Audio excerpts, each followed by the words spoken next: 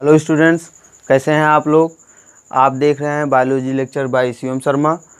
और आज हम इस क्लास में देखेंगे कि बायोलॉजिकल क्लासिफिकेशन। और बायोलॉजिकल क्लासिफिकेशन हम इसके पहले भी 2 लेक्चर देख चुके हैं, जिसमें हमने देखा है कि किस प्रकार से क्लासिफिकेशन किया गया। और आज हमें पढ़ना है किंगडम मोनेरा, जो कि आपका सबसे पहला किंगडम है। और उससे भी पहले हम थोड़ा ब्रीफ रिवीजन पे चलते हैं और देखते हैं किस प्रकार से क्लासिफिकेशन किया गया था। देखिए, क्लासिफिकेशन जो किया गया था, सबसे पहले क्लासिफिकेशन अरस्तु के द्वारा किया गया था। ठीक, किसके द्वारा? अरिस्टोटल। ठीक, अरिस्टोटल ने सबसे पहले क्लासिफिकेशन किया था। और इन्होंने किस बेसिस पे किया था? वो मार्फोलॉजी के आधार पे किया था। ये मार्फोलॉजी को देखकर इन्होंने क्लासिफाई कर दिया।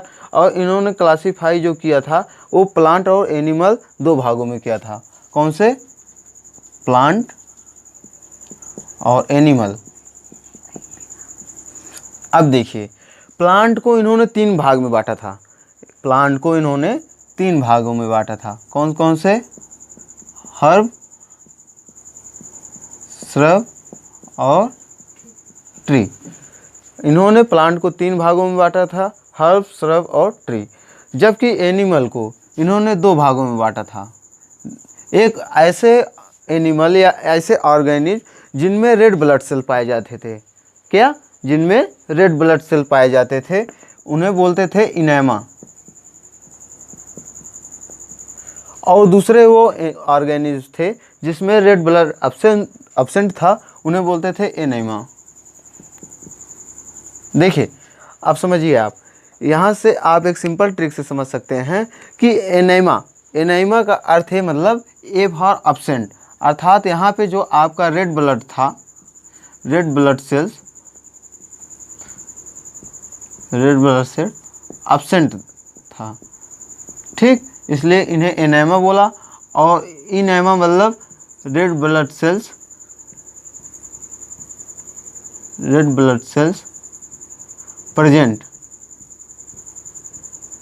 ओके, तो इन्हें इनेमा बोला।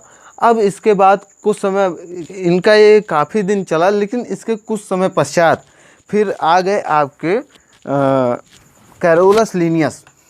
ठीक है, देखिए, इनके बाद कैरोलस लीनियस आए और उन्होंने बताया। देखिए, कैरोलस लीनियस जो कि बाइनॉर्मल नॉमेनक्लेचर के पिता माने जाते हैं। ठीक, कैरोलस लीनियस कितने में आए थे? 1758 में। ठीक, इन्होंने बाइनॉर्मल नॉमेनक्लेचर दिया था। लेकिन यहाँ पे इन्होंने जो काम किया था वो था 2 किंगडम सिस्टम क्लासिफिकेशन। 2 किंगडम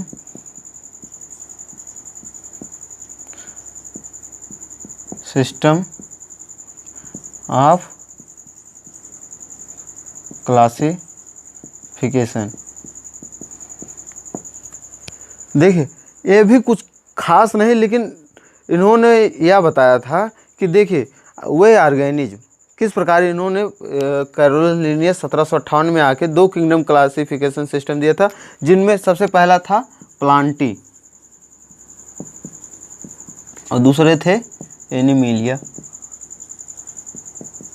देखिए, किस आधार पे इन्होंने बताया कि कौन प्लांटी होता है, कौन एनिमिलिया। जब ये आए तो इन्होंने अध्ययन किया और देखा कि ऐसे ऑर्गेनिज्म अपने एक स्थान पे स्थिर रहते हैं, स्टेबल रहते हैं, हमेशा के लिए लाइफ सर्वाइव एक ही स्थान पे करते हैं, उन्हें प्लांटी बोले।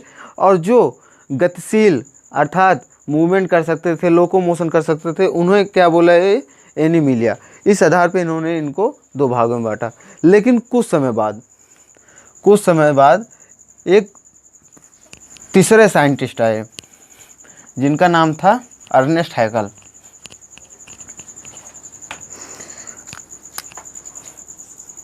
अर्नेस्ट हैकल जी ने, देखिए, अर्नेस्ट हैकल ये आए आपके 1866 में। कितने में?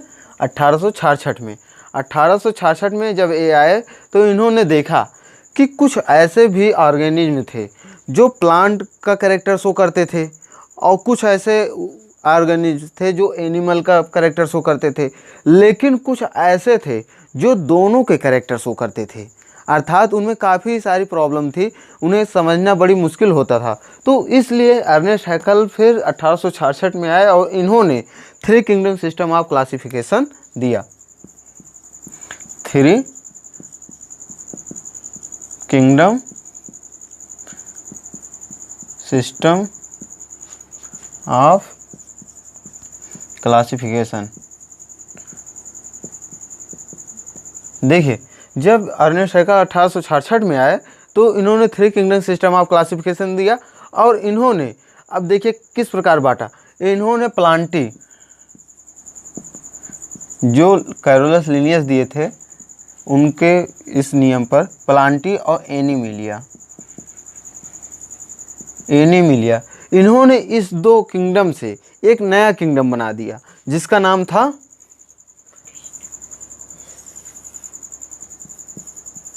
प्रोटिस्टा। ठीक, और प्लांटी ऐसे रहा और एनीमेलिया। अब आप देख सकते हैं कि प्रोटिस्टा एक अलग किंगडम हो गया, प्लांटी एक अलग, और एनीमेलिया एक अलग किंगडम हो गया। तो एक कौन दिया था? अर्नेस्ट हैकल। ये पूछा जाता है कि three kingdom system of classification कौन दिया था। और इसमें देखिए, जो अच्छा क्वेश्चन पूछा जाता है वो किस प्रकार पूछा जाता है। वो अच्छा क्वेश्चन इस प्रकार पूछा जाएगा कि प्रोटिस्टा, जो किंगडम प्रोटिस्टा है, ये किसने प्रतिपादित किया, अर्थात इसे किसने एक नए किंगडम के रूप में बनाया। तो आपका आंसर होगा अर्नेस्ट हैकल। ठीक, अब हम इसके बाद आगे देखते हैं। कुछ समय बाद और 1956 में एक साइंटिस्ट आए जिनका नाम था कोपलैंड। 1956 में एक साइंटिस्ट आए जिनका नाम था कोपलैंड।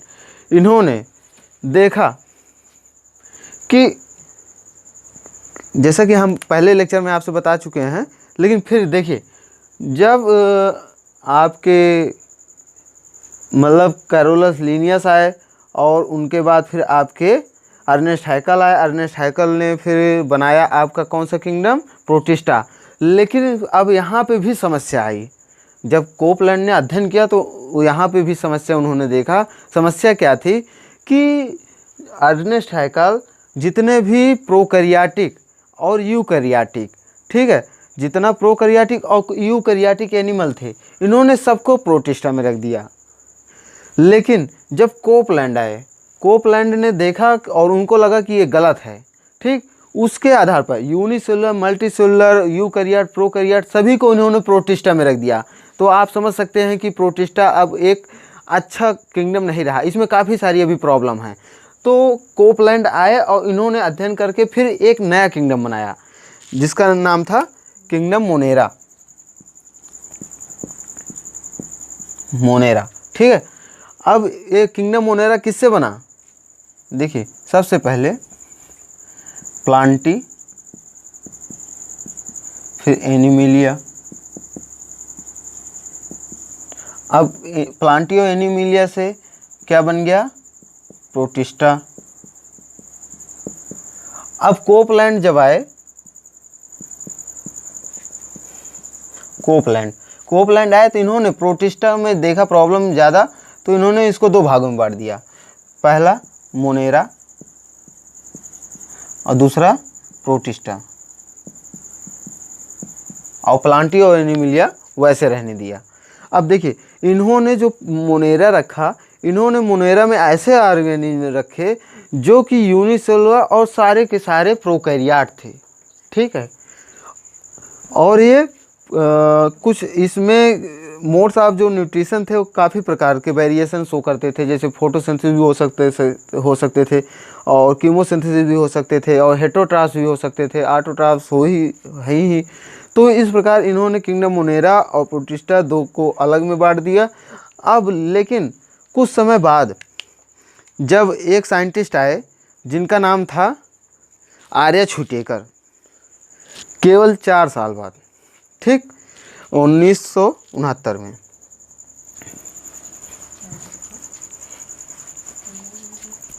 देखिए 1969 में 1969 में 1969 में कौन आए?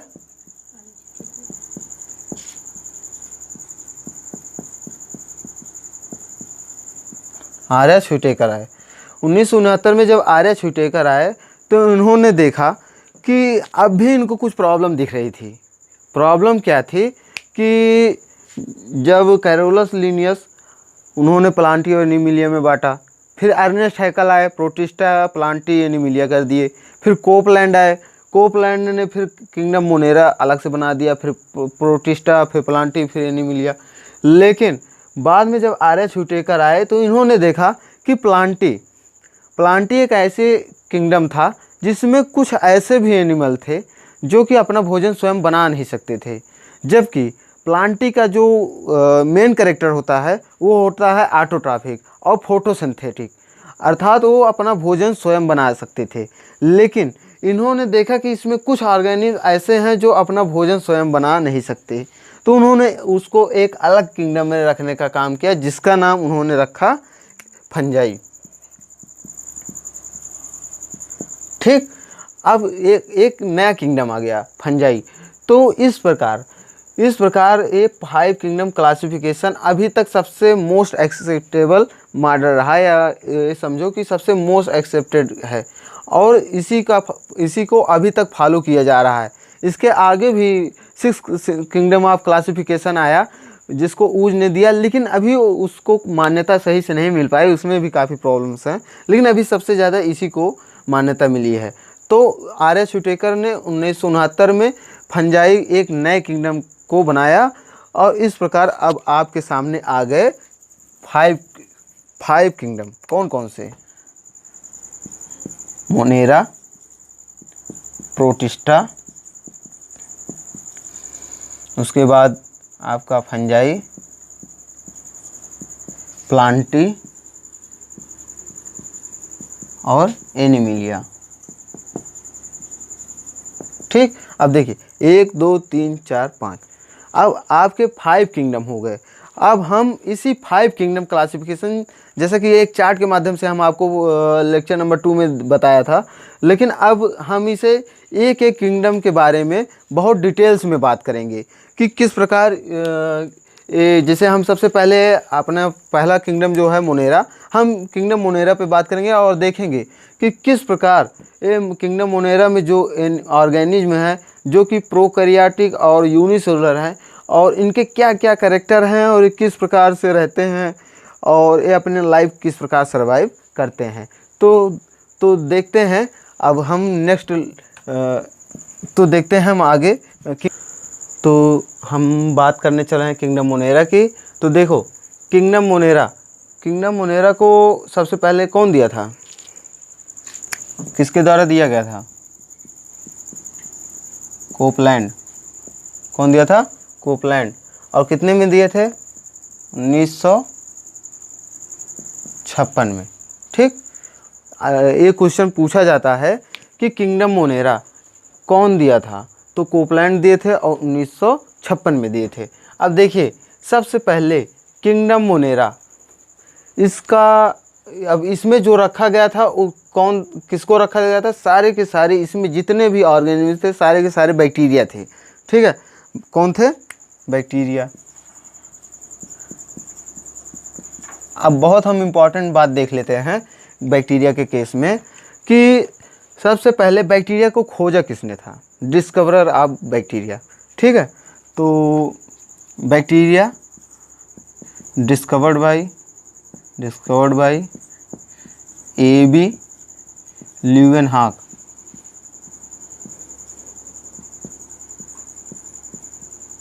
कौन डिस्कवर किया था? A.B. ल्यूवेनहॉक। याद रखना बहुत इंपॉर्टेंट है कि बैक्टीरिया A.B. ल्यूवेनहॉक ने डिस्कवर किया था, और कहाँ किया था? देखिए स्टोर्ड रेन वाटर, इन्होंने बरसात के पानी को एक जार में एकत्रित किया और कुछ समय बाद इन्होंने देखा और पाया कि इसमें कुछ ऑर्गेनिज्म, नए नए ऑर्गेनिज्म बने, जिनको इन्होंने बाद में देखा तो इनको ये पता चला कि ये बैक्टीरिया हैं। ठीक, लेकिन जो टर्म बैक्टीरिया कौन दिया?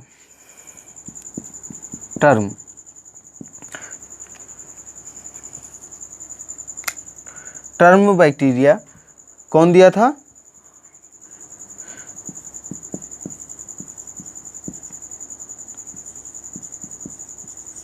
देखिए, टर्म जो बैक्टीरिया था वो एरेनबर्ग ने दिया था, एक साइंटिस्ट से एरेनबर्ग, जिन्होंने टर्म बैक्टीरिया को दिया था। इसके बाद डिस्कवर हो गया, आपका टर्म हो गया।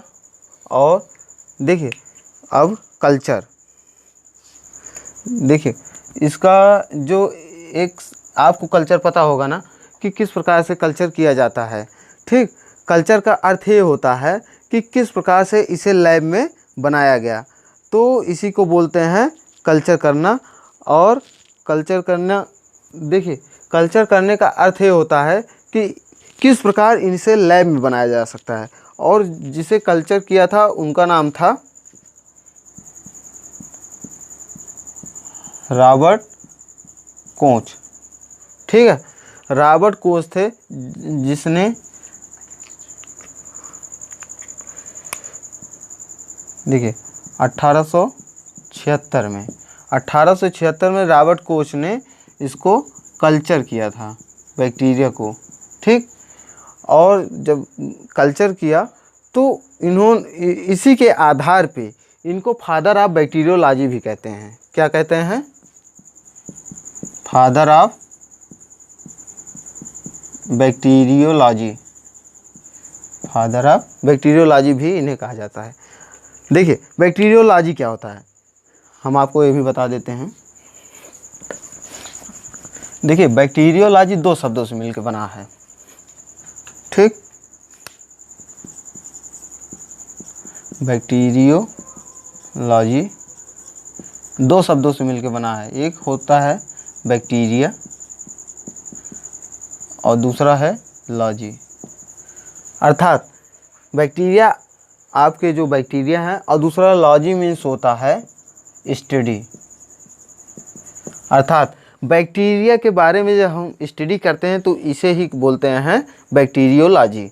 अब बैक्टीरियोलॉजी आपको पहले भी बता चुके हैं, बैक्टीरियोलॉजी को जो फादर कहे जाते हैं उन्हें बोलते हैं रॉबर्ट कोच, जो कि 1876 में ये बैक्टीरियोलॉजी के पिता बने। अब आगे देखते हैं। अब हम बात करते हैं कि किंगडम मोनेरा में जो बैक्टीरिया थे उनके कैरेक्टर क्या क्या हैं। ठीक है, जब हम एनसीईआरटी देखेंगे, एनसीईआरटी में देखेंगे तो उसका बहुत ही इम्पोर्टेंट लाइन जो कि एक लिखा गया है कि जब हम अपने हाथों में, केवल अपने हाथों में एक मुट्ठी में, जब एक मुट्ठी केवल मिट्टी लेते हैं और हम उसे देखते हैं और मुट्ठी में जब देखेंगे तो समझो कि कम से कम 100 बैक्टीरिया एक मुट्ठी में, ठीक है, 1000 बैक्टीरिया एक मुट्ठी में, लगभग 1000 बैक्टीरिया पाए जाते हैं। तो इस प्रकार बैक्टीरिया कहा भी जाता है और ये पाए भी जाते हैं कि जितने भी सर्वाइवल एरिया हैं, चाहे वो कैसे भी हों, जहाँ पे अन्य जीव नहीं सर्वाइव कर सकते वहाँ पे भी बैक्टीरिया पाए जाते हैं। जैसे कि आपका स्नो हो गया, डिजर्ट हो गया, जहाँ पे बहुत ज़्यादा टेम्परेचर है या बहुत ज़्यादा हाई टेम्परेचर या लो टेम्परेचर है, और जहाँ पे ऐसे भी कई स्थान है जहाँ पे ऑक्सीजन नहीं उपस्थित, वहाँ पे भी बैक्टीरिया सर्वाइव कर जाते हैं। तो इस प्रकार हम आगे देखेंगे, लेकिन अब समझते हैं कि बैक्टीरिया किस प्रकार से और देखिए दूसरी बात जो है बहुत ही इम्पोर्टेंट एनसीईआरटी में लिखा गया है और ये रियल भी है कि क्या कहते हैं, bacteria is the sole member of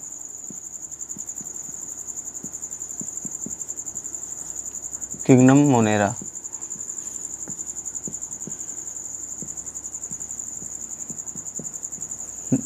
देखिए बहुत ही इम्पोर्टेंट लाइन, और यहाँ पे 2 बार क्वेश्चन आ चुके हैं इस सेंटेंस पे कि जो किंगडम मोनेरा है उसमें कौन प्लेस्ड किया गया है। तो आपको ध्यान रखने बात योग्य है कि यहाँ पे जो किंगडम मोनेरा है उसमें सारे के सारे बैक्टीरिया हैं। तो ये बहुत इंपॉर्टेंट है और आप लोग इसे ध्यान दें। अब हम बात करते हैं बैक्टीरिया की साइज और शेप पे।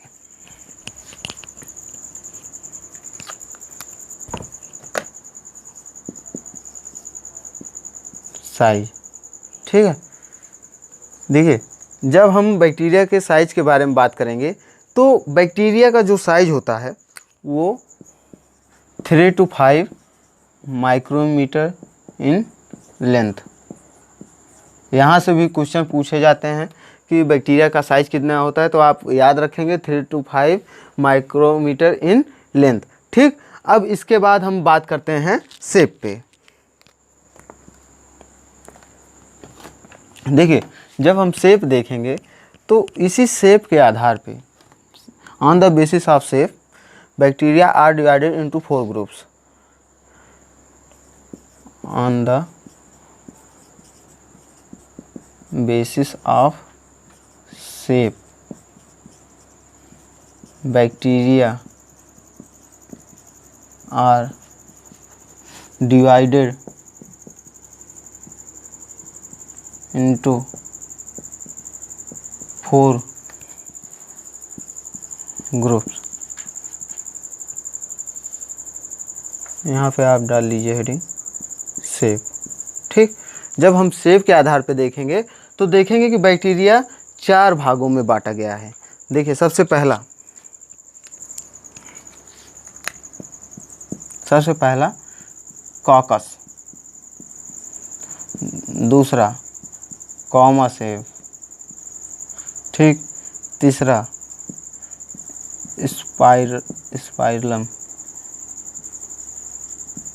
स्पाइरलम और चौथा जो है आपका कॉकस, कॉमा और स्पाइरलम, और चौथा है आपका रॉड शेप। चौथा आपका रॉड शेप। देखिए, अब आपका जो कॉकस है इसे स्फेरिकल बोलते हैं, और दूसरा कॉमा शेप इसको विब्रियो बोलते हैं, स्पाइरल को स्पाइरलम बोलते हैं, और रॉड शेप को बैसिलस। देखिए, अब हम देखिए एक फिगर के माध्यम से इसे हम थोड़ा समझ लेते हैं। देखिए, कॉकस जो होते हैं आपके, कॉकस का मतलब होता है स्फेरिकल, अर्थात आपके इस प्रकार के बैक्टीरिया, राउंडेड बैक्टीरिया होंगे, गोल गोल, तो इसे बोलते हैं कॉकस। कामा शेप अर्थात विब्रियो, ये जो बैक्टीरिया हैं कुछ आपको ऐसे कामा शेप में दिखेंगे, ठीक, ऐसे कामा शेप में दिखेंगे, इसलिए इन्हें कामा या विब्रियो बैक्टीरिया बोलते हैं। उसके बाद स्पाइरलम, आपके ऐसे बैक्टीरिया जो स्पाइरल के आकार में दिखते हैं, जो आपके स्पाइरल शेप में दिखते हैं। स्पाइरल का मतलब आप समझते हैं ना, ऐसे ऐसे जैसे आपका डीएनए होता है, आपने देखा होगा, ठीक, इस प्रकार। तो आपके जो इस प्रकार के बैक्टीरिया होते हैं स्पाइरल बैक्टीरिया बोलते हैं। अब और चौथा जो है आपका रॉड शेप। रॉड शेप का मतलब ये हुआ कि आपके जो बैक्टीरिया पाए जाएंगे ऐसे रॉड शेप होंगे, ठीक है, ऐसे रॉड के आकार के होंगे। तो ये 4 प्रकार के आपके बैक्टीरिया है जो कि शेप के आधार पे इनको बांटा गया है। अब हम आगे देखेंगे कि किस प्रकार से इनका जो सेल स्ट्रक्चर है वो कैसे और किस प्रकार से है। तो अब हम बात करेंगे सेल स्ट्रक्चर।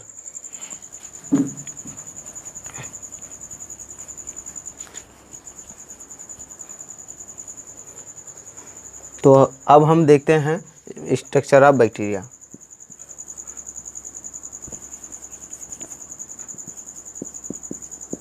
स्ट्रक्चर देखिए, जो बैक्टीरिया हैं ये सारे के सारे यूनिसेलुलर और प्रोकैरियोट हैं। यूनिसेलुलर और प्रोकैरियोट। देखिए, अब हम देखेंगे कि यूकैरियोट और प्रोकैरियोट में अंतर क्या होता है, थोड़े से देखेंगे। फिर हम जब सेल इसके बाद जब ये हमारा 3 चैप्टर ख़त्म हो जाएगा, बायोलॉजिकल क्लासिफिकेशन, एनिमल किंगडम और प्लांट किंगडम, जब ये तीनों ख़त्म हो जाएगा तो उसके बाद फिर हम स्टार्ट करेंगे सेल, तो उसमें हम अच्छे से देखेंगे। लेकिन यहाँ केवल समझते हैं कि प्रोकैरियोट और यूकैरियोट में क्या अंतर है। यूनिसेलुलर का अर्थ वही होता है कि सिंगल सेल होता है तो यूनिसेलुलर, और एक सेल से जब अधिक या मल्टी सेलुलर होते हैं तो उन्हें बोलते हैं मल्टी सेलुलर। और उसके बाद प्रोकैरियोट और यूकैरियोट। अब देखो प्रोकैरियोट और यूकैरियोट में अंतर क्या है। हमने जब पहला लेक्चर लिया था तो उसमें आपको पहले बताए थे कि प्रोकैरियोट वे ऑर्गेनिज्म होते हैं जिनका न्यूक्लियर मेम्ब्रेन एब्सेंट होता है, जिनके न्यूक्लियस में न्यूक्लियर मेम्ब्रेन एब्सेंट होता है, वो होते हैं प्रोकैरियोट। और ऐसे ऑर्गेनिज्म जिसके न्यूक्लियस में न्यूक्लियर मेम्ब्रेन प्रेजेंट होता है वो होता है आपका यूकैरियोट। ठीक, अब देखिए प्रोकैरियोट और यूकैरियोट में कुछ ऐसे बहुत कम ही डिफरेंस है, लेकिन है डिफरेंस। तो आप देखिए क्या क्या डिफरेंस है। देखिए जो प्रोकैरियोट है, प्रोकैरियोट में सबसे पहला आपका डिफरेंस यही होगा कि न्यूक्लियर मेम्ब्रेन इसमें एब्सेंट होगा प्रोकैरियोट में। आप लिख लीजिए, थोड़ा सा मेन चीज़ लिख लीजिए, ठीक है, एक चार्ट बना के, प्रोकैरियोट और यूकैरियोट। अब देखिए प्रोकैरियोट में न्यूक्लियर मेम्ब्रेन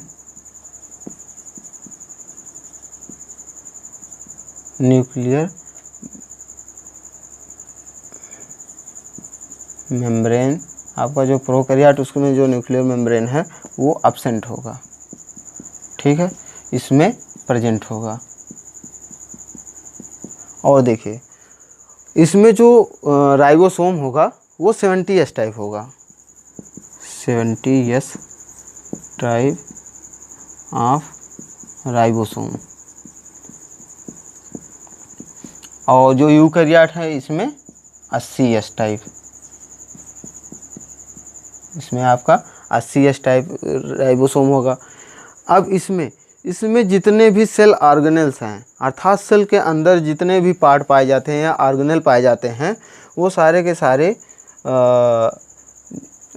क्या बोलते हैं उन्हें, नॉन मेम्ब्रेनस होते हैं, नॉन मेम्ब्रेनस।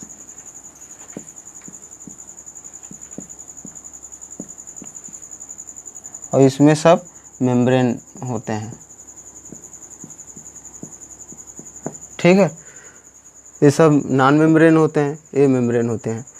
और इसमें प्रोकैरियोट में जो आपके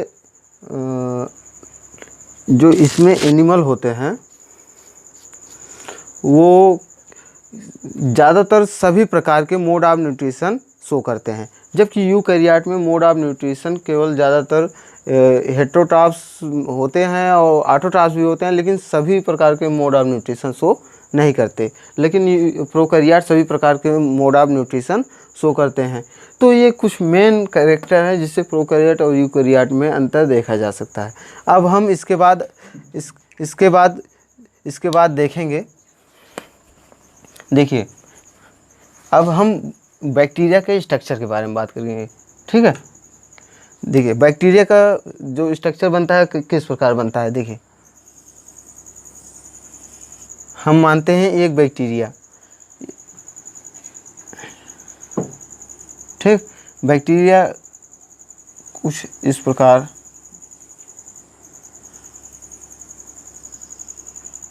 या ऐसे बैक्टीरिया बनता है। देखिए अब इसमें यहीं पे सर्कुलर डीएनए होगा,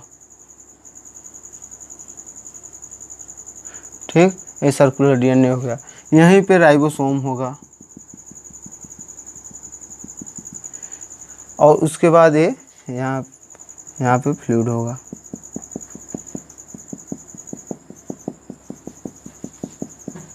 देखिए ये आपका होता है क्या, सर्कुलर डीएनए, ठीक। ये आपका हो गया 70S राइबोसोम। उसके बाद और ये वाला पार्ट आपका हो गया मीजोसोम।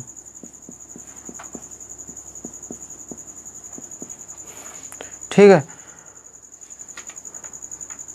अब देखिए ये आपका क्या था, बैक्टीरियल सेल।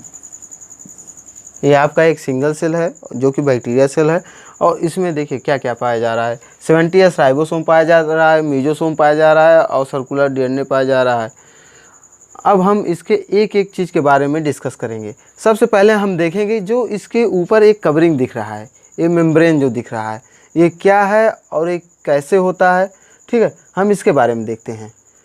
देखिए आप देख लीजिए एक बार पहले, 70s राइबोसोम है, मीजोसोम है, सर्कुलर डीएनए, और बस इतना। अब इसके बारे में हम डिटेल्स में बात करने चल रहे हैं। सबसे पहले इसमें दो चीज़ आपको हम बताना भूल गए, एक बार फिर से देखिए।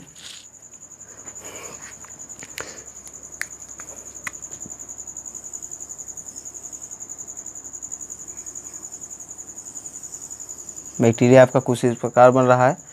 अब देखिए यहाँ पे एक ऐसे स्ट्रक्चर होता है बड़ा सा, ठीक है, उसके बगल एक ऐसे छोटा सा, एक ऐसे छोटा सा, इसे बोलते हैं फ्लैजिला। ठीक, और इसे बोलते हैं पिलाई, और इसे बोलते हैं फिम्बरी। ठीक, हम इसके बारे में भी बात कर, ठीक है, हम इसके बारे में भी बात करेंगे। ठीक, इस प्रकार एक बैक्टीरिया का जो टिपिकल स्ट्रक्चर होता है इसी प्रकार बनता है। अब देखिए, अब सबसे पहले हम देखते हैं कि इस बैक्टीरियल सेल में जो इसके सेल ऑर्गेनेल्स हैं वो किस प्रकार हैं और उनके फंक्शन क्या क्या हैं। तो सबसे पहले आप हेडिंग लगा लीजिए, flagella.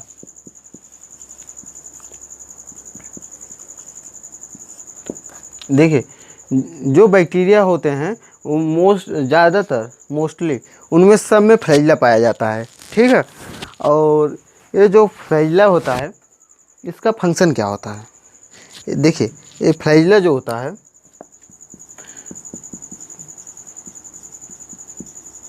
Flagella are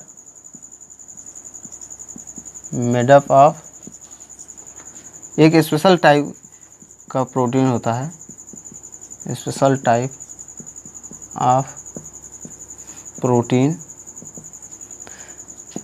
that is called flagellin.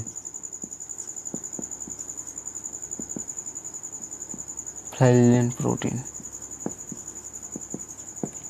देखिए फ्लैजिला जो होता है वो एक स्पेशल टाइप के फ्लैजिलिन प्रोटीन से बना होता है। ठीक, और इसका काम क्या होता है, जैसे कि आपका बैक्टीरिया जो होता है ये मूवमेंट और लोकोमोशन करता है, तो उसमें ये फ्लैजिला एक बहुत ही इम्पॉर्टेंट रोल प्ले करता है, और ये बैक्टीरिया को एक स्थान से दूसरे स्थान तक जाने में हेल्प करता है। ठीक है, उसके बाद दूसरा आपका आगे जाता है पिलाई। दूसरा हेडिंग क्या है, पिलाई। देखिए जो पिलाई होता है ये भी एक स्पेशल प्रकार के प्रोटीन से बना होता है जिसका नाम होता है प्लेन। तो जो आपका पिलाई है ये भी एक स्पेशल प्रोटीन से बना है जिसका नाम है प्लेन प्रोटीन। लिख लीजिए, pili is made up of plain protein. ठीक है, पिलाई जो है ये प्लेन प्रोटीन से बना होता है। ये हेल्प क्या करता है, इसका काम फंक्शन क्या है। देखिए फंक्शन इसका केवल इतना है कि ये मैटिंग प्रोसेस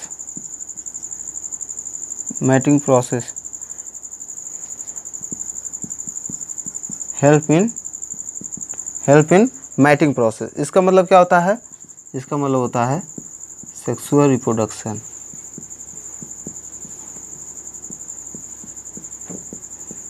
देखिए ये जो सेक्सुअल रिप्रोडक्शन करते हैं वो किस प्रकार करते हैं।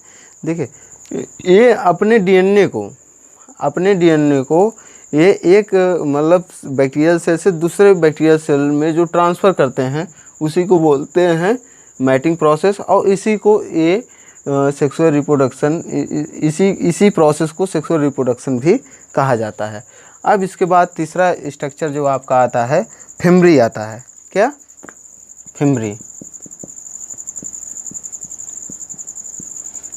देखिए हम जब बैक्टीरिया देखे थे, बैक्टीरिया ऐसे ही देखे थे ना। अब देखिए एक स्ट्रक्चर है, तो ये आपका फ्लैजिला हो गया, ये फिम्बरी हो गया, पिलाई हो गया मान लो, ठीक। तो एक देख लिए, दो देख लिए, अब तीसरा फिम्बरी है। फिम्बरी का काम क्या होता है? देखिए फिम्बरी का जो फंक्शन होता है वो लोकोमोशन में नहीं होता। इसका जो फंक्शन होता है ये काम करता है जैसे कि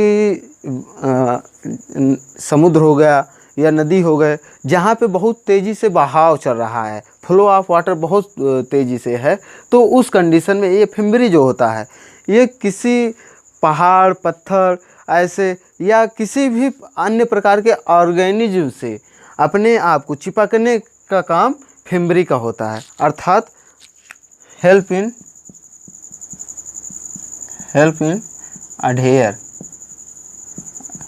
अडहेयरिंग, ठीक।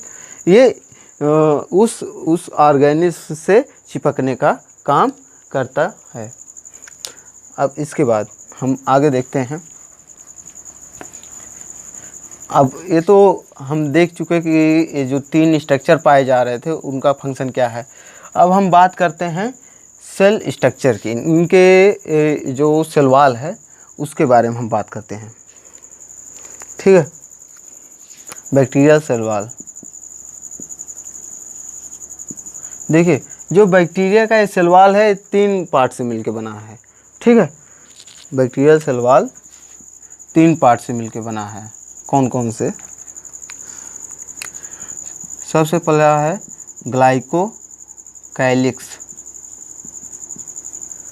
ठीक। उसके बाद है सेल वॉल, और फिर उसके बाद है, इसी को बोलते हैं प्लाज्मा मेम्ब्रेन, ठीक। ये 3 स्ट्रक्चर होते हैं जो कि इनके सेल वॉल, जो कि इनको एक प्रकार से प्रोटेक्शन प्रोवाइड करते हैं। अब देखिए ग्लाइकोकाइलिक्स, सेल वॉल और प्लाज्मा मेम्ब्रेन। ग्लाइकोकाइलिक्स क्या होते हैं?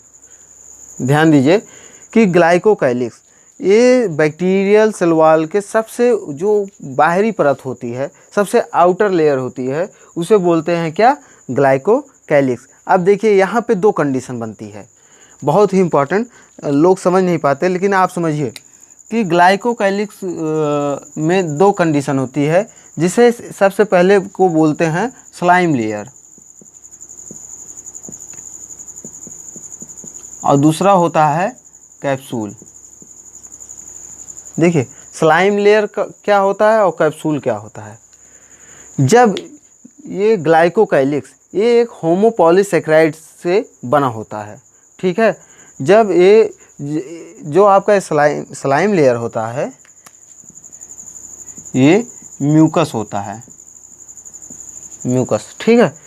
आपका ये स्लाइम लेयर एक प्रकार का म्यूकस होता है, और ये म्यूकस आप पहले से भी सुने होंगे कि म्यूकस का काम केवल इतना सा होता है कि ये कहीं पे रहकर चिपकने का काम या अडहेरिंग का काम करता है, ठीक है। तो इसी को बोलते हैं स्लाइम लेयर, या एक प्रकार से जो आसपास इसके आने वाले छोटे ऑर्गेनिज्म होते हैं उनको उनसे चिपकने का काम करते हैं। और दूसरा आपका कैप्सूल, कैप्सूल वो स्ट्रक्चर होता है जब यही स्लाइम लेयर जब ये बैक्टीरियल किसी एडवर्स कंडीशन में होते हैं, अर्थात किसी प्रॉब्लम में होते हैं, जैसे कि पानी अब नहीं, जहाँ पे है वहाँ पे वाटर नहीं अवेलेबल, तो उस कंडीशन में यही स्लाइम लेयर सूख कर यही स्लाइम लेयर ड्राई हो जाता है और ये एक दूसरे स्ट्रक्चर में चेंज होता है जिसे बोलते हैं हम कैप्सूल। और एक कैप्सूल करता क्या है, उस एडवर्स कंडीशन में वाटर का लॉस रोकता है और इस प्रकार बैक्टीरिया अपने आप को उस स्थान पे सर्वाइव कर लेते हैं। दूसरा structure cell wall. Cell wall का भी काम प्रोटेक्शन का है। सेल वॉल का काम प्रोटेक्शन का होता है, ठीक। फिर उसके बाद सबसे इंटरनल लेयर, ये मिडिल लेयर होता है आपका, सबसे इंटरनल लेयर जिसको प्लाज्मा मेम्ब्रेन बोलते हैं, ये आपका थर्ड और सबसे इंटरनल लेयर होता है और यह प्लाज्मा के जस्ट ऊपर ही होता है, इसलिए इसको प्लाज्मा मेम्ब्रेन बोलते हैं। और यह प्लाज्मा मेम्ब्रेन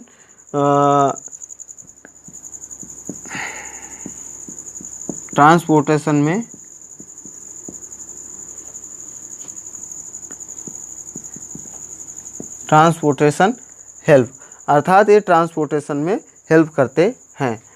तो अब हम आगे बात करने चल रहे हैं बैक्टीरिया के अंदर जो और सेल ऑर्गेनेल्स हैं उनके बारे में देखते हैं। तो अब हम देखते हैं जो हमारा दूसरा हेडिंग है इसमें, जिसके बारे में हम बता चुके हैं, मीजोसोम। तो हम देखते हैं mesosome.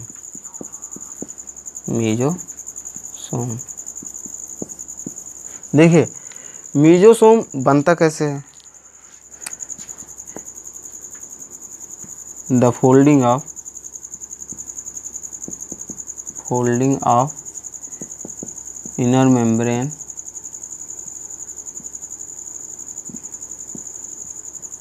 inner membrane into a sac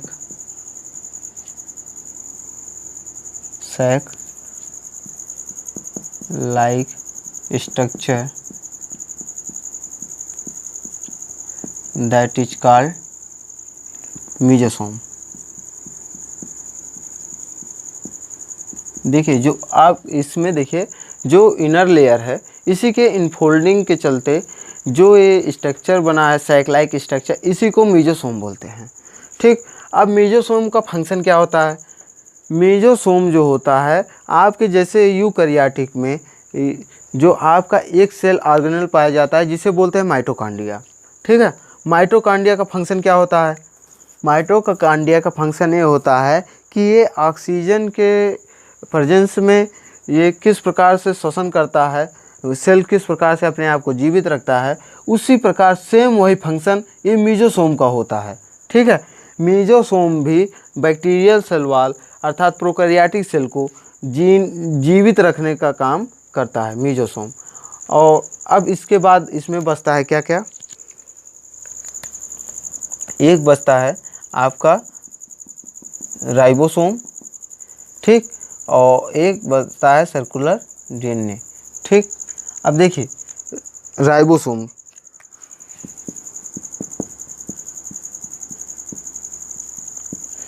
जो प्रोकैरियोटिक या बैक्टीरिया में जो राइबोसोम होता है वो 70S टाइप का होता है। कितने 70S टाइप का राइबोसोम पाया जाता है।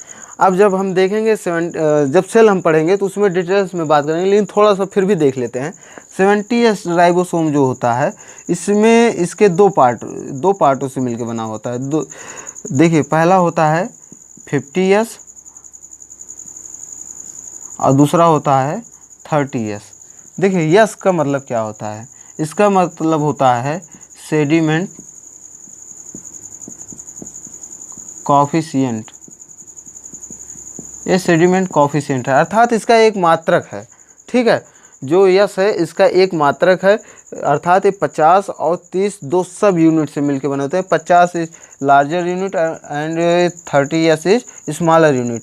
50 और 30 से मिलके ये 70S टाइप के राइबोसोम बनाते हैं। अब इसमें भी पार्ट हैं, लेकिन अभी यहाँ ज़्यादा डिटेल्स जाने की बात नहीं, कोई मतलब नहीं है, हम इसे सेल में देखेंगे सही से। लेकिन आप इतना समझिए कि राइबोसोम के दो पार्ट होते हैं, एक 50S और एक 30S। और राइबोसोम, देखिए राइबोसोम जो हैं इस बैक्टीरिया सेल में ये प्लाज्मा मेम्ब्रेन से अटैच्ड पाए जाते हैं और जो कि नेक्ड होते हैं किसी प्रकार से, ये नॉन मेम्ब्रेनस स्ट्रक्चर होते हैं और किसी प्रकार के मेम्ब्रेन से घिरे नहीं होते। ये प्लाज्मा में, इसी प्लाज्मा में होते हैं और प्लाज्मा मेम्ब्रेन से अटैच होते हैं। उसके बाद आपका आ जाता है सर्कुलर डीएनए, या जिसे एक्स्ट्रा क्रोमोसोमल डीएनए बोलते हैं और इसे प्लाज्मिड भी कहते हैं। बात करते हैं प्लाज्मिड की, बहुत ही इम्पोर्टेंट है, यहाँ से क्वेश्चन पूछा जाता है। देखिए प्लाज्मिड क्या है। प्लाज्मिड यही जब बैक्टीरिया सेल में देखा जाता है तो यहाँ पे कुछ एक्स्ट्रा क्रोमोसोमल अर्थात कुछ ऐसे जेनेटिक वेरिएशन के लिए कुछ अलग से कुछ जेनेटिक मटेरियल पाए जाते हैं जिन्हें बोलते हैं प्लाज्मिड। और प्लाज्मिड यही प्लाज्मिड जो कि एडवर्स कंडीशन में जब बैक्टीरिया को सेक्सुअल रिप्रोडक्शन करना होता है तो उस समय यही प्लाज्मिड एक बैक्टीरियल सेल से दूसरे बैक्टीरियल सेल में ट्रांसफ़र होकर सेक्सुअल रिप्रोडक्शन कंप्लीट करते हैं। इस प्रकार आपका बैक्टीरियल स्ट्रक्चर कंप्लीट होता है। लेकिन 2-3 चीज़ इसमें ध्यान दीजिए, जैसे कि इसमें साइक्लोसिस जैसा प्रोसेस नहीं पाया जाता। साइक्लोसिस समझिए,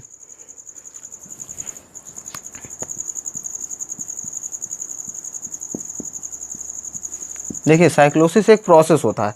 साइक्लोसिस होता क्या है कि जैसे यूकैरियोटिक सेल देखा जाए तो इसमें जो प्लाज्मा पाया जाता है उसमें एक विशेष प्रकार का सर्कुलर मूवमेंट होता है, ठीक है, तो उसे बोलते हैं साइक्लोसिस।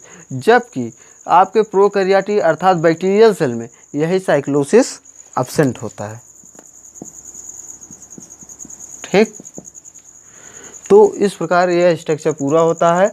और अब हम आगे देखेंगे कि किस प्रकार से बैक्टीरिया को एक साइंटिस्ट द्वारा 2 भागों में, 1 ग्राम पॉजिटिव 1 ग्राम नेगेटिव, किस प्रकार इस बांटा गया है और हम देखते हैं।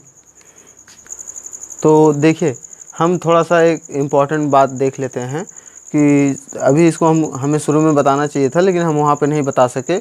तो अभी आप देख लीजिए कि जब हम बताए थे आपको साइज और शेप, तो आप देखिए जब बैक्टीरिया किस प्रकार से उन्हें हम, जैसे एक सिंगल बैक्टीरिया है, ठीक है, तो उसके लिए माइक्रोकॉकस वर्ड यूज करेंगे, ठीक। उसके बाद जब बैक्टीरिया एक पेयर में पाए जाएंगे, जब एक सिंगल बैक्टीरिया है, ठीक, तो उसे हम माइक्रोकॉकस बोलेंगे। जब 2 बैक्टीरिया एक पेयर में पाए जाएंगे अर्थात एक पेयर मतलब होता है 2, ठीक है, तो इन्हें हम डिप्लोकॉकस बोलेंगे। स्ट्रेप्टोकॉकस का मतलब ये होता है कि जब यही बैक्टीरिया एक चैन के रूप में पाए जाएंगे आपस में ऐसे जुड़े, तो हम इन्हें स्ट्रेप्टोकॉकस बोलते हैं। और स्टेप्लोकॉकस ऐसे बैक्टीरिया जब एक क्लस्टर के रूप में पाए जाएंगे अर्थात एक झुंड के रूप में ऐसे पाए जाएंगे, तो इन्हें बोलेंगे क्या, स्टेप्लोकॉकस। और सर्सिनी, ये बहुत इंपॉर्टेंट है, ये एक बार एम्स में भी पूछा गया है कि सर्सिनी, देखिए सर्सिनी का अर्थात होता है कि जब ये क्यूब्स के रूप में हो। क्यूब्स का रूप मतलब आप समझ रहे हैं ना, देखिए जब ये, अब क्यूब्स इसमें बनाना आसान नहीं है लेकिन आप समझिए कि क्यूब्स के, आप क्यूब जानते ही होंगे, उस आकार के होते हैं जिसे हम सर्सिनी बोलते हैं। दूसरा चीज़, जब हम फ्लैजिला बात किए थे, देखिए इधर जब हम फ्लैजिला की बात किए थे तो देखिए फ्लैजिला जब किसी बैक्टीरिया में फ्लैजिला एब्सेंट होगा तो उसे बोलते हैं ए ट्राइकस। ट्राइकस का अर्थात होता है, ट्राइकस अर्थात फ्लैजिला, ठीक। ट्राइकस मतलब फ्लैजिला। ए ट्राइकस, ए मीन्स एब्सेंट और ट्राइकस मीन्स फ्लैजिला। जब फ्लैजिला एब्सेंट होगा तो उसे बोलते हैं ए ट्राइकस अर्थात नो फ्लैजिला। मोनोट्राइकस, मोनो मतलब होता है सिंगल, ट्राइकस मीन्स फ्लैजिला अर्थात जब सिंगल फ्लैजिला एट 1 एंड होगा तो इसे बोलेंगे मोनोट्राइकस। एम्फीट्राइकस, जब एक सिंगल फ्लैजिला लेकिन दोनों साइड में हो, ठीक है, आप समझो, जैसे ये मोनोट्राइकस हुआ, मान लो ये बैक्टीरिया है, ठीक, इसके अगर एक साइड में आपको फ्लैजिला हुआ तो इसे बोलेंगे मोनोट्राइकस। लेकिन ऐसे बैक्टीरिया हुए और इसके दोनों एंड पे एक एक फ्लैजिला पाए जाएं तो इसे बोलेंगे एम्फी। एम्फी मतलब होता है 2 और ट्राइकस मीन्स फ्लैजिला। तो इसका मतलब ये हुआ कि जब बैक्टीरिया के दोनों तरफ एक एक फ्लैजिला पाए जाएं तो उसे बोलते हैं एम्फीट्राइकस।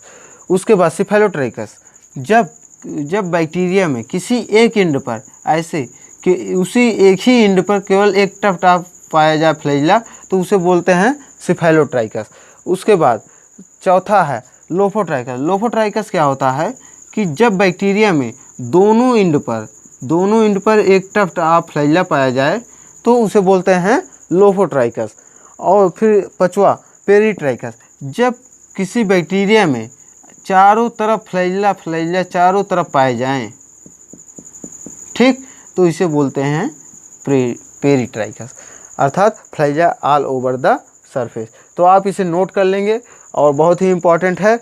तो अब हम अपने अगले लेक्चर में हम बात करेंगे कि ग्राम स्टेनिंग टेक्निक क्या है और उसके आगे हम बात करेंगे। आज के लिए यहीं तक, और हम आपसे निवेदन करते हैं कि इस वीडियो को ज़्यादा से ज़्यादा लाइक, शेयर और सब्सक्राइब करवाएं, और अपील करते हैं कि हमारे जितने भी क्षेत्रवासी हैं, अमेठी के जितने भी लोग हैं, वो अपने इस भाई का हेल्प करें तथा इस लॉकडाउन के समय में वो अपने घर पे रहें और पढ़ाई करें। बस, बहुत बहुत धन्यवाद आपका।